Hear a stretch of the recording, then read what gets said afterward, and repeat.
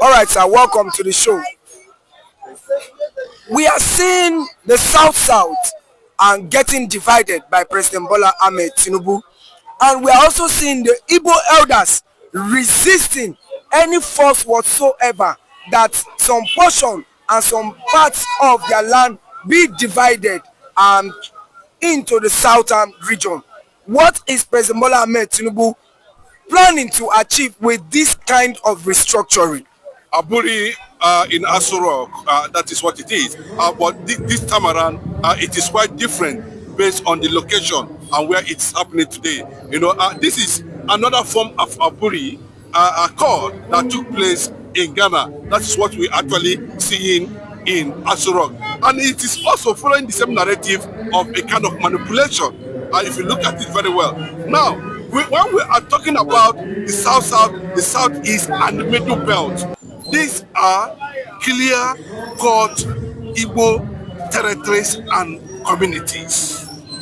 But from what we are seeing now, we do not know whether it is the reason why this thing possibly has been planned over the years that made the government to now look at different direction and started planning on how they are going to cage people or resistance by going after Mazin Namdekano and Simon Ekpa.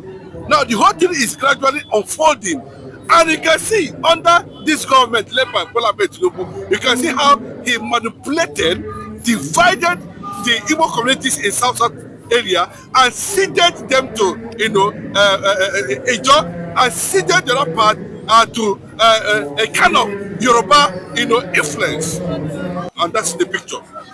So the question now we are asking, maybe they've already seen this plan over the years, seen it with the Sultan of Sokoto, arranged it with Northerners, that these people must not be heard anywhere around when it comes to Nigeria. And unfortunately for them, when they were planning these things, the awareness and consciousness of the Igbo coastal communities and the indigenous people formed a group called Igbo Indigenous Congress. I'm coming. And picked somebody from River State as Ohanese president, who happens to be John Mbanda Asota. Another form of Aburi. Now, when this report was made public, when they actually presented the federal government position on already calculated what they want to do, and damned it, and thank God they did not turn it to, they wanted to turn it to a political meeting, and people resisted a political gathering, that this is not the reason why we are here. The same thing that happened in Aburi. What we are here to discuss is ethno-linguistic and indigenous communities that is egocentric in the so-called South. The issue of airspace, the issue of having access to the sea came on board. Now, do you know what they did now? They now decided on the West to go after, including Yoruba communities in Kogi and Kwara. That means they indirectly recovered Kwara and Kogi back to Yoruba nation that was lost during the days of Afonja and what of them. Then on the side of Igbo, instead of maintaining the weekly constitution or committee reports on Igbo communities, they did not want to go that direction. What they did now was to divide South into two. Cede some part to Ijaw nation and cede some part of Igbo communities. in South South to under the influence of Yoruba people, making Igbo predominantly the so-called 5 states. They did not see it coming, so that they can be able to weaken the Biafran struggle, to destroy the Biafran agitation.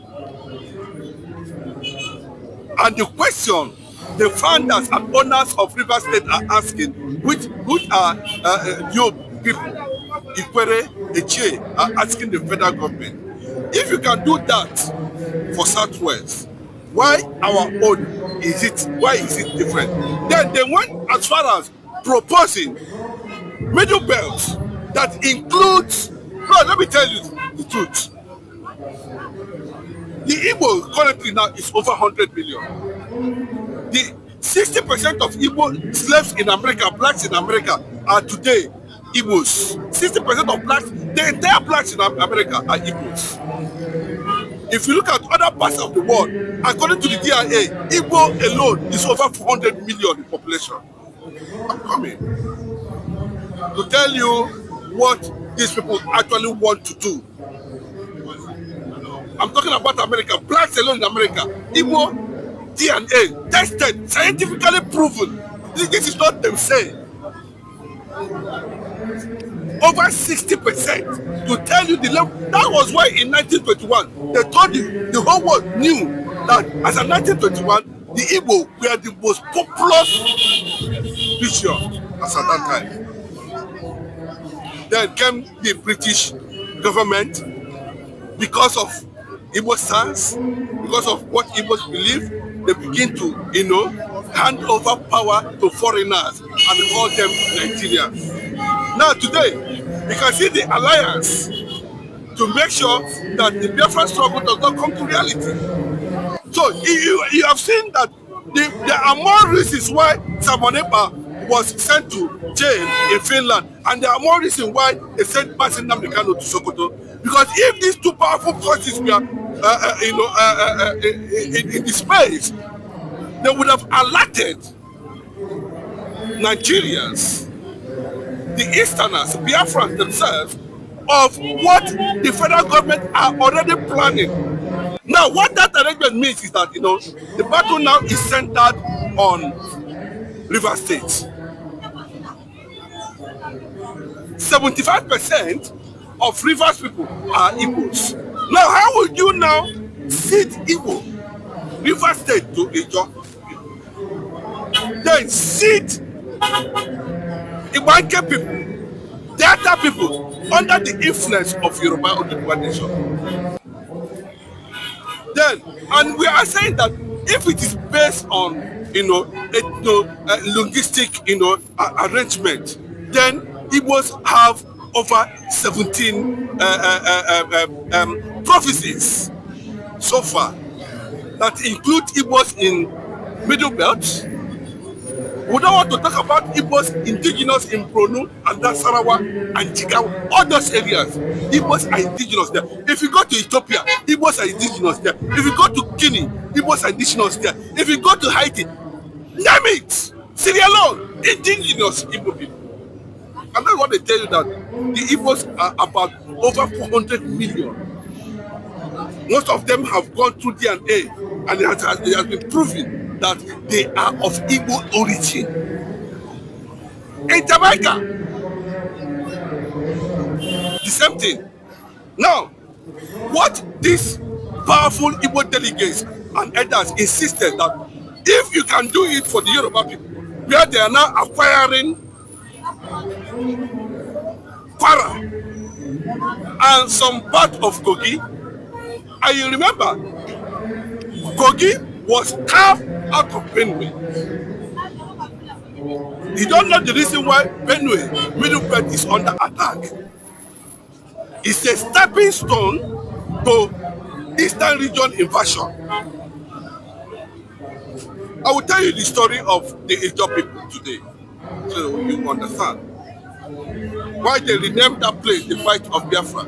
A lot of people did not know that Biafra was not a name was not given to us by the Portuguese. It was not the Portuguese. Portuguese, what they did was to do a certain research and invoke a name that have existed and went into oblivion. That existed the entire human race for centuries. And they went and said, no, there was a kingdom that have existed before that is called Biafra. Go and look at the map, the spelling, but the pronunciation is the same thing. They now named the ancient Ethiopian miners that share boundary with the Gulf of Guinea. And if you look at that Gulf of Guinea today, if you go there today, they are still speaking it and call that water from that axis part of Biafra. Okay, are you understanding what I am saying? The word Biafra did not come from the Portuguese.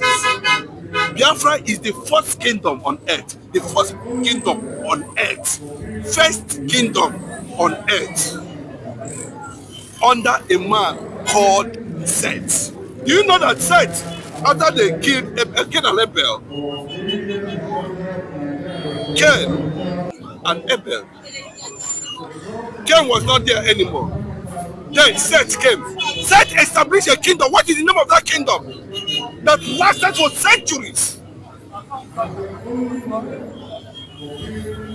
Until Fernando Po, a Portuguese explorer, did a powerful research and said, no, that kingdom came from that axis of it. That was why Ethiopia was not colonized.